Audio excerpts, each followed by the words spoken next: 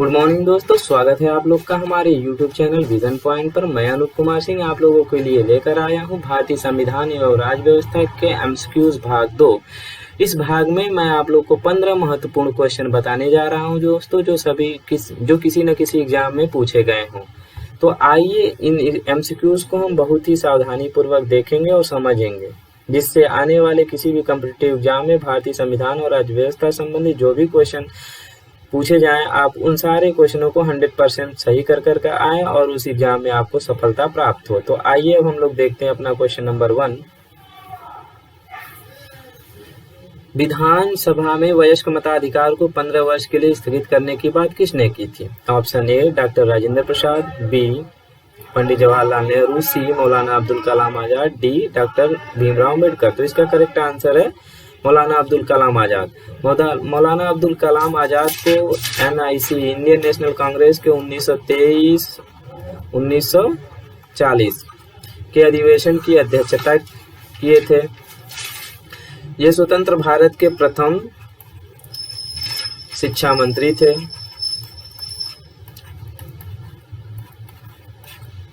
इनकी प्रमुख रचनाएं थे गुब्बारे खातिर,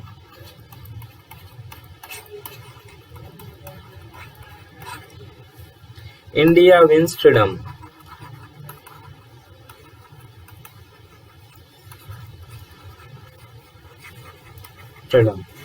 आइए अब हम लोग अपना नेक्स्ट क्वेश्चन देखते हैं दोस्तों। 1935 के अधिनियम द्वारा स्थापित संघ में अवशेष शक्तियां किसको दी गई थी? प्रांतीय विधान मंडल को, बी गवर्नर जनरल को, सी प्रांतीय गवर्नरों को, डी संघीय विधान पालिका को। तो इसका करेक्ट आंसर है प्रांतीय गवर्नरों को। आइए अब हम लोग क्वेश्चन नंबर 3 देखते हैं दोस्तों।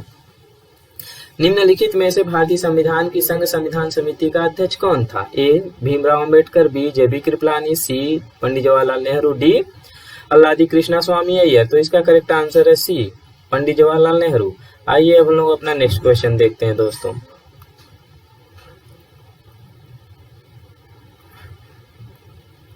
भारतीय संविधान को बनाने हेतु संविधान सभा के कुल कितने अधिवेशन हुए थे? Option A 12, B 7, C 9, D 15। तो इसका करेक्ट आंसर है 12 यानी ए। भारतीय संविधान सभा के कुल 11 अधिवेशन हुए थे, लेकिन 24 जनवरी 1950 को संविधान सभा ने सारे सदस्यों को बुलाया और संविधान पर सबका हस्ताक्षर लिया। इसलिए इस बैठक को भी मिला दिया गया, तो हमारे संविधान सभा की कुल बैठकों की संख्या कितनी हो जाती है? 12। आइए अब हम लोग देखते हैं नेक्स्ट क्वेश्चन। 1935 के अधिनियम के तहत कराए गए विधानसभा चुनाव में से किस राज्य में कांग्रेस ने पूर्ण बहुमत नहीं प्राप्त किया? 1935 के भारत शासन अधिनियम द्वारा 1937 में प्रांतीय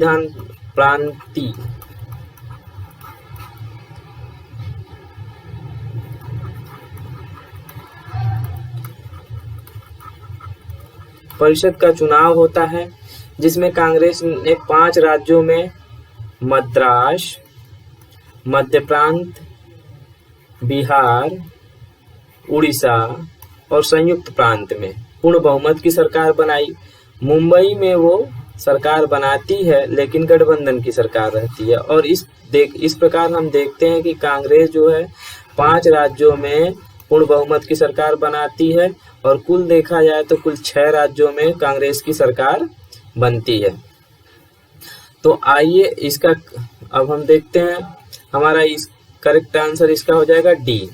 आइए अब इसको हम फिगर के माध्यम से समझने का प्रयत्न करते हैं। ये जो क्षेत्र है दोस्तों, वो सिंध प्रांत है, ये पंजाब प्रांत है, ये बंगाल है, ये आसाम है, ये मध्य प्रांत, ये बम्बई, ये मद्रास, उड़ीसा, बिहार और संयुक्त प्रांत। ये जो ग्रीन वाला हिस्सा है, इन सारे जगहों पर कांग्रेस की सरकार बनती है। संयुक्त प्रांत के कुल टोटल सीट 228 में से 34 पर कांग्रेस विजय प्राप्त करती है।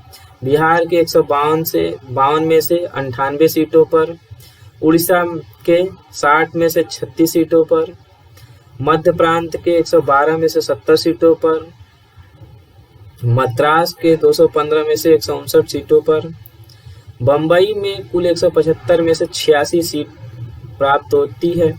इस प्रकार हम देखते हैं कि पश्चिमो सीमोत प्रांत और आसाम में कांग्रेस जो गठबंधन की सरकार बनाती है। आइए अब हम लोग देखते हैं अपना नेक्स्ट क्वेश्चन।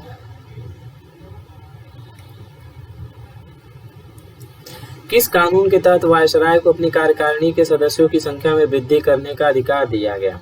ऑप्शन ए 1861 भारतीय काउंसिल एक्ट द्वारा, बी 1909 के भारतीय काउंसिल एक्ट द्वारा, सी 1919 भारत शासन अधिनियम द्वारा, डी 1892 के भारतीय काउंसिल एक्ट द्वारा। तो इसका करेक्ट आंसर है भारत शासन 1861 के भारतीय काउंसिल एक्ट द्वारा। आइए अब हम लोग 1861 के भारत इंडियन काउंसिल एक्ट के बारे में। इंडियन काउंसिल एक्ट 1861, इस अधिनियम द्वारा अंग्रेजों ने एक ऐसी नीति का प्रारंभ किया। इंडियन काउंसिल एक्ट 1861, इस अधिनियम द्वारा अंग्रेजों ने एक ऐसी नीति का प्रारंभ किया जिसे सहयोग की नीति या उदार निरंकुशता की नीति के नाम से भी जाना जाता है। इस अधिनियम द्वारा केंद्रीय कार्यकारिणी के सदस्यों की संख्या 4 से बढ़ाकर 5 कर दी गई।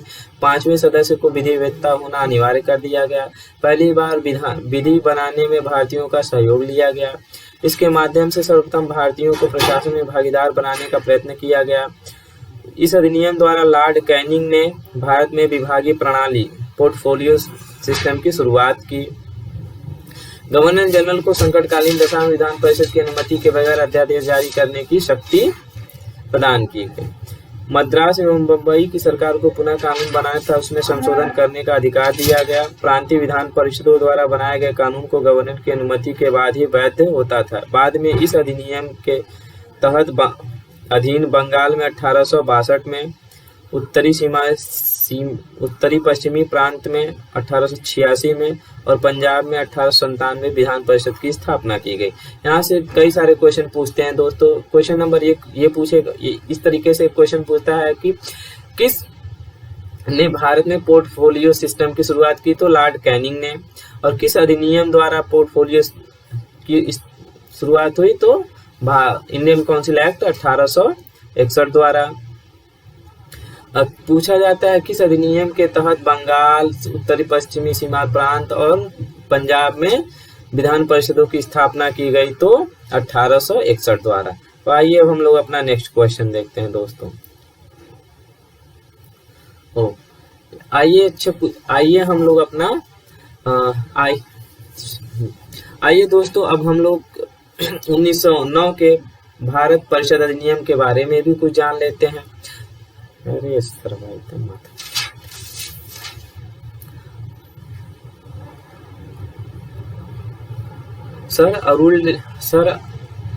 अरुलडेल समिति की रिपोर्ट के आधार पर इसे फरवरी 1909 में पारित किया गया। इस अधिनियम द्वारा केंद्रीय विधान परिषद में सदस्यों की संख्या 16 से बढ़ाकर 60 कर दी गई। प्रांतीय विधान परिषदों में सदस्यों की संख्या 50 और छोटे प्रांतों में 30 कर दी गई। मुसलमानों के लिए पृथक मताधिकार व पृथक निर्वाचक क्षेत्र की स्थापना कर फूट डालो और राज करो की नीति अपनाई गई। केंद्रीय विधान परिषदों की शक्ति में वृद्धि करते हुए बजट की विवेचना करने, लोकहित के विषयों पर चर्चा करने, अनुपूरक प्रश्न पूछने का अधिकार दिया गया, किंतु बजट पर मताधिकार नहीं दिया गया। पहली बार भारत परिषद तथा वायसराय की कार्यकारिणी परिषद में भारतीयों को सम्मिलित किया गया। 2 भारतीय केसी गुप्ता और सैयद हुसैन बिलग्रामी को नियुक्त किया गया, जबकि एसपी सिन्हा को वायसराय की कार्यकारिणी में सम्मिलित होने वाले प्रथम भारतीय थे। बाद में एसपी सिन्हा को लॉर्ड की उपाधि से विभूषित किया गया। आइए अब हम लोग अपना नेक्स्ट क्वेश्चन देखते हैं दोस्तों।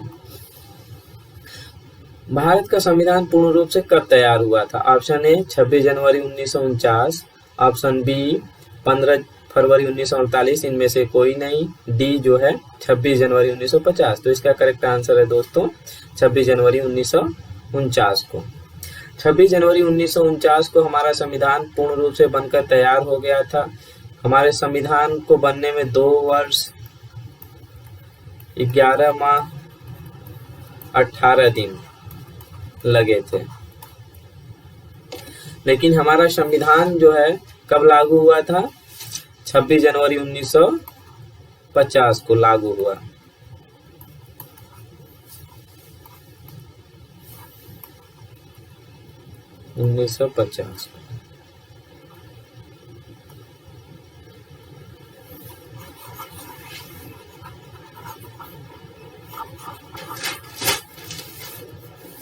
आइए अब हम लोग अपना नेक्स्ट क्वेश्चन देखते हैं दोस्तों।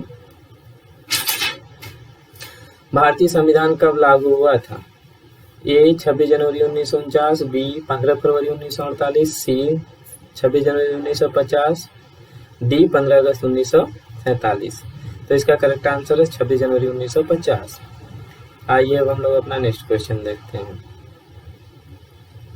संविधान सभा के सम्मुख संविधान की प्रस्तावना का प्रस्ताव किसने रखा था? Doctor Rajendra Prasad, B Pandit Jawaharlal Nehru, C Maulana Abdul Kalam Azad, D doctor Bhimrao Ambedkar. तो इसका करेक्ट आंसर है दोस्तों बी पंडित जवाहरलाल नेहरू। आइए अब हम लोग अपना नेक्स्ट क्वेश्चन देखते हैं दोस्तों। निम्नलिखित में से किसने सुझाव दिया था कि भारत की स्वतंत्रता के बाद भारतीय राष्ट्रीय कांग्रेस को एक राजनीतिक दल के रूप में भंग कर दिया जाना चाहिए? Option A C Rajagopalachari, B Jayaprakash Narayan, C J Acharya Kripalani, D Mahatma Gandhi. तो इसका करेक्ट आंसर है महात्मा गांधी। आइए अब हम लोग अपना नेक्स्ट क्वेश्चन देखते हैं दोस्तों। संविधान सभा की प्रारूप समिति का अध्यक्ष कौन था? ए भीमराव अंबेडकर, बी डॉक्टर राजेंद्र प्रसाद, सी पंडित जवाहरलाल नेहरू, डी सच्चिदानंद सिन्हा। तो इसका करेक्ट आंसर है दोस्तों ए डॉक्टर भीमराव अंबेडकर। आइए अब हम लोग अपना नेक्स्ट क्वेश्चन देखते हैं। संविधान सभा ने डॉक्टर भीमराव अंबेडकर की अध्यक्षता में प्रारूप समिति का गठन कब किया था? ए 13 दिसंबर 1946, बी 22 जनवरी 1947, सी 3 जून 1947, डी 29 अगस्त 1947। तो इसका करेक्ट आंसर है 29 अगस्त 1947। 13 दिसंबर 1947 को पंडित जवाहरलाल नेहरू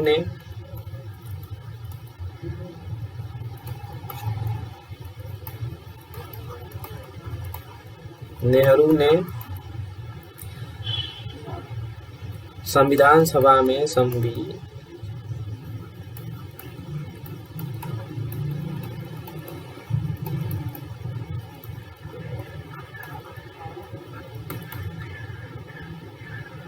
उद्देश्य प्रस्ताव प्रस्तुत किया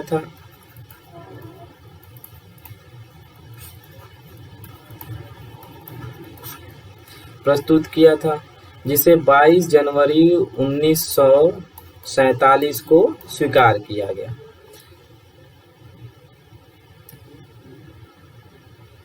तीन जून 1947 को लॉर्ड माउंटबेटन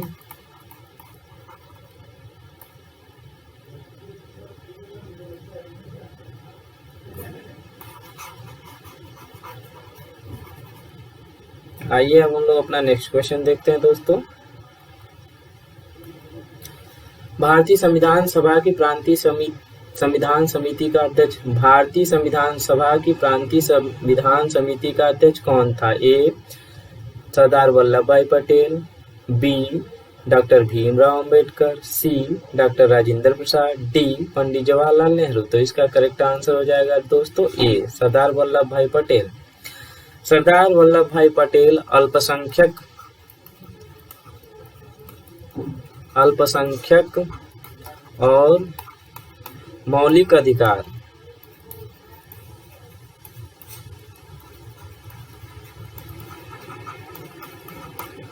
समिति के भी अध्यक्ष थे।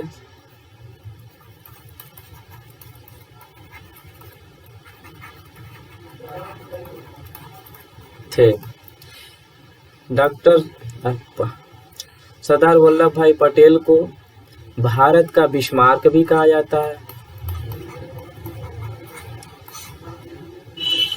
सरदार वल्लभ भाई पटेल को लौह पुरुष भी कहा जाता है।